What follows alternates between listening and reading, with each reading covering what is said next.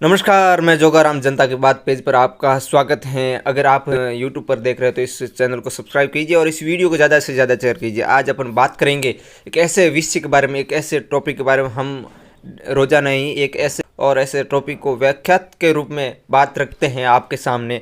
आपको वो बात पसंद आए, ये बात पसंद आए तो आपको इस वीडियो को लाइक और चैनल को सब्सक्राइब कर देना चाहिए। तो बात शुरू करते हैं।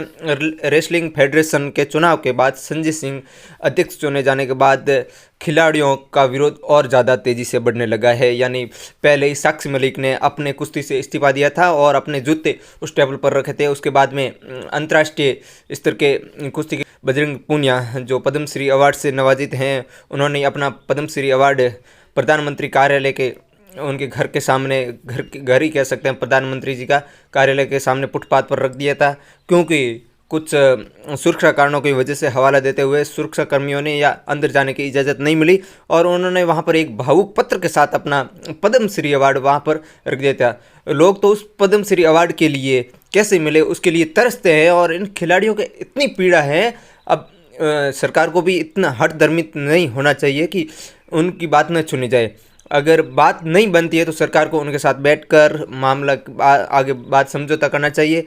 पर वो पद्मश्री अवार्ड जिसके लिए लोगों का सपना होता है, एक तरह का लोग चाहते हैं कैसे भी करके उनको पद्मश्री अवार्ड मिला जाए, परंतु ये पद्मश्री अवार्ड भारत का ऐसा अवार्ड जो कम ही चुनिंदा लोगों को दिया जाता है।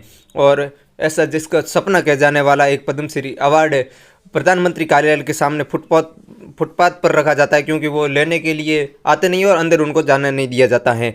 और वो उनका एक भावुक पत्र के साथ। तो उसके बाद कई खिलाड़ियों का स्टेटमेंट सामने आता है और एक खिलाड़ी है वीरेंद्र सिंह जो 2021 में पद्मश्री अवार्ड से नवाजित हुए थे। उन्होंने भी कहा था मैं अपने बहन बेटियों के सम्मान के लिए ये पद्मश्री अवार्ड वापस लौटा दूंगा।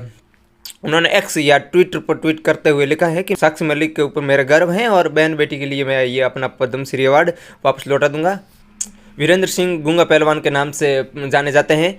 और अध्यक्ष के चुनाव के बाद यानी संजय सिंह चुने जाने के बाद ब्रिजभूषण सिंह जो पहले अध्यक्ष हुआ करते थे, उनके बंगले पर गेट पर ऐसी कई तस्वीरें वायरल हुई थी जिसमें लिखा था दबदबा था, दबदबा है, दबदबा रहेगा। इसमें ये दर्शाता है कि कहीं न कहीं ये मिलीजुली का खेल भी हो सकता है, परंतु इसके ऊपर निष्पक्ष जांच होनी चाहिए और खिलाड़ियों की बात भी सरकार को सुन लेनी चाहिए। क्योंकि आज देश का मान बढ़ाने वाली जिस समय देश के लिए ये कुश्ती में मेडल लाते थे उस समय सरकार उनको बधाई देती थी, यानी उस समय उनको जल्दी पता चल जाता था। तो आज काफ़ी समय के बाद उनका विरोध जारी है, तो सरकार को इसके ऊपर स्टेटमेंट या कुछ कमेटी बना के जांच करनी चाहिए। उनको भी पास बैठने को समझाना चाहिए या बताना चाहिए इस मुद्दे पर। यानी अगर आप जिस मुद्दे को ज़्यादा से ज़्यादा बढ़ा रहे तो किन किन लोगों का मन गिर सकता है ये तो आने वाला समय बताएगा। पर ऐसी हठधर्मिता लोकतंत्र जैसे मंदिर में शोभा नहीं देती है।